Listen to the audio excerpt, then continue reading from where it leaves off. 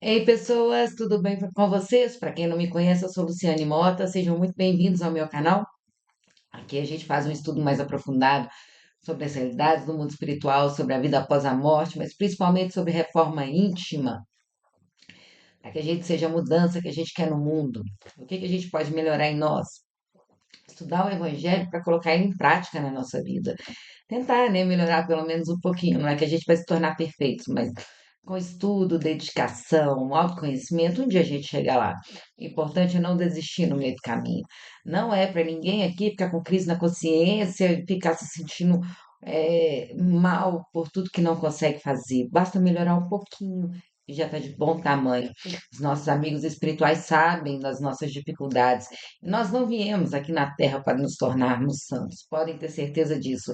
A gente veio aqui, sim, para repassar e rever o necessário para a nossa evolução. Mas que a gente tenha também a humildade de saber que a gente está longe da santidade. Basta que a gente faça aquilo que nos foi proposto e não tirar todo o mal nessa existência. Alguns vão conseguir? Sim. A gente tem que se acomodar com pouco? Não. Vamos fazer tudo que a gente der conta. Mas aquilo que a gente não dá conta de fazer, que a gente reconheça a nossa humanidade e sejamos humildes. E só pedir a Deus para nos perdoar e nos auxiliar. Pode ter certeza. Aqui na Terra, todo mundo tem um caminho muito longo ainda para percorrer. O importante é não esmorecer. E hoje nós vamos estudar um texto do livro Contos e Apólogos, psicografado pelo Chico Xavier, ditado pelo irmão X. É um texto de parábolas, de contos, é muito bonitinho. E a lição de hoje é a lição 14, a lição do discernimento. Fim da cena brutal em que o povo pretendia lapidar a mulher infeliz na praça pública, Pedro, que seguiu o Senhor de perto, interpelou-o zelosamente. Mestre, desculpando os erros das mulheres que fogem ao ministério do lar, não estaremos oferecendo apoio à devassidão? Abrir os braços no espetáculo deprimente que acabamos de ver não será proteger o pecado? Jesus meditou, meditou e respondeu: Simão, seremos sempre julgados pela medida com que julgarmos os nossos semelhantes. Sim, clamou o apóstolo irritado, compreenda a caridade que nos deve afastar dos juízos errôneos, mas, porventura, conseguiremos viver sem discernir? Uma pecadora trazida ao apedregamento não perturbará a tranquilidade das famílias? Não representará um quadro de lama para as crianças e para os jovens? Não será uma excitação à prática do mal? Ante as duras interrogações, o Messias observou sereno.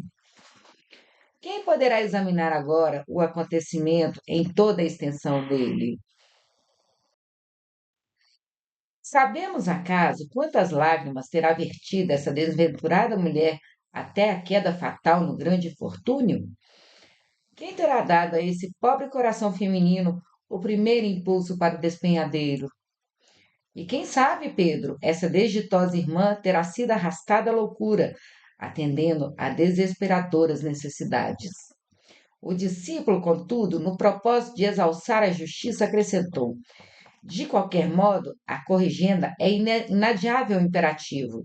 Se ela nos merece compaixão e bondade, há então, noutros setores, culpados que precisamos punir. Quem terá provocado a cena desagradável a que assistimos?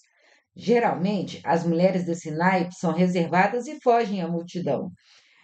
Que motivos teria trazido essa infeliz ao clamor da praça? Jesus sorriu complacente e tornou: quem sabe a pobrezinha andaria à procura de assistência? O pescador de Cafarnaum acentuou o contrariado. O responsável devia expiar semelhante delito. Sou contra a desordem e, na gritaria que presenciamos, estou convencido de que o cárcere e os açoites deveriam funcionar. Nesse ponto do entendimento, velha mendiga que ouvia a conversação, caminhando vagarosamente quase junto deles, exclamou para Simão surpreendido: Galileu bondoso, herdeiro da fé vitoriosa de nossos pais, graças sejam dadas a Deus, nosso poderoso Senhor. A mulher apedrejada é filha de minha irmã paralítica e cega. Moramos nas vizinhanças e víamos ao mercado em busca de alimento. Abeirávamos daqui quando fomos assaltadas por um rapaz que, depois de repelido por ela, em luta corpo a corpo, saiu a indicá-la ao povo para lapidação, simplesmente porque minha infeliz sobrinha, digna de melhor sorte, não tem tido até hoje uma vida regular. Ambas estamos feridas e com dificuldade tornaremos para casa. Se é possível, Galileu generoso, restabelece a verdade e faz a justiça. E onde está o miserável? Gritou Simão enérgico diante do mestre, que o seguia bondoso. Ali, ali, informou a velhinha, com o júbilo de uma criança reconduzida repentinamente à alegria, e apontou uma casa de peregrinos para onde o apóstolo se dirigiu, acompanhado de Jesus, que o observava sereno.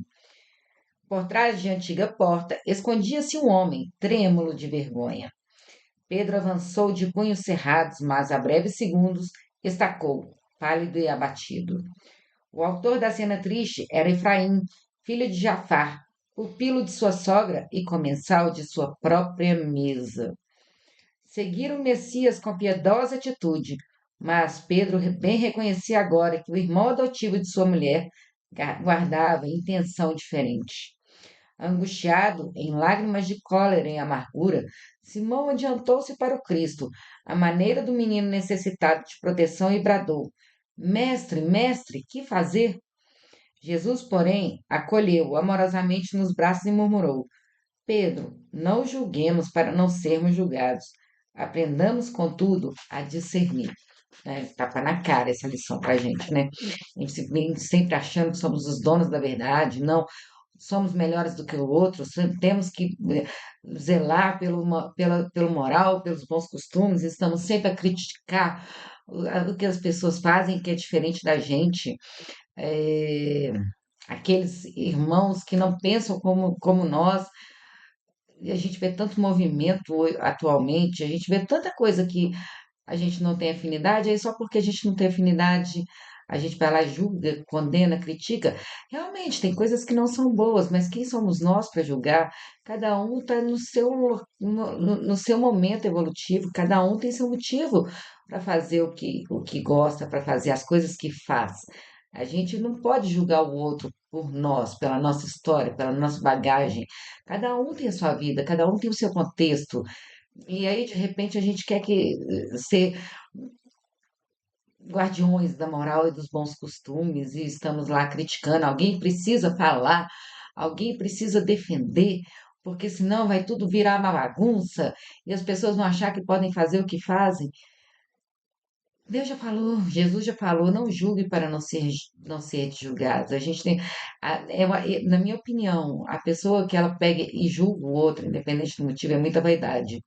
Por mais que a gente olhe para o outro e reconheça, não, eu enxergo aquilo ali como algo que não é bom para mim, não é algo que é certo, que é errado, não é bom para mim, não é algo que vai me fazer bem. Mas a gente olhar para o outro e falar assim, não, aquilo ali é errado, eu não vou fazer aquilo ali. E como eu sou melhor do que o outro, eu tenho o direito de falar que aquilo ali é errado. Jesus já falou, não julgue para não ser julgados. E a gente vai ser julgado conforme a gente julga os outros. Então é difícil fazer esse exercício de não julgamento. Eu digo assim, a gente tem que olhar para os atos. A gente tem que sim ver o que é certo e o que é errado, o que é bom para nós e o que não é.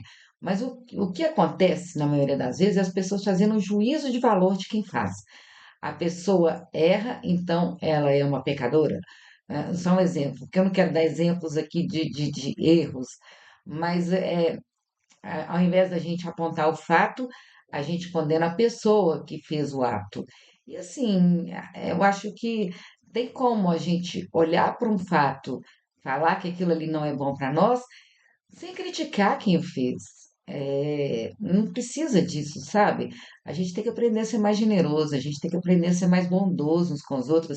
Chega a ser até cruel a maneira como algumas pessoas condenam e julgam e acham que estão fazendo um bem danado para a humanidade. Não, eu sou uma pessoa muito iluminada, eu sou uma pessoa muito boa. Por isso eu falo, por isso eu critico e condeno. É crueldade, é falta de amor ao próximo. A gente não sabe do contexto da outra pessoa, a gente não sabe da bagagem da outra pessoa.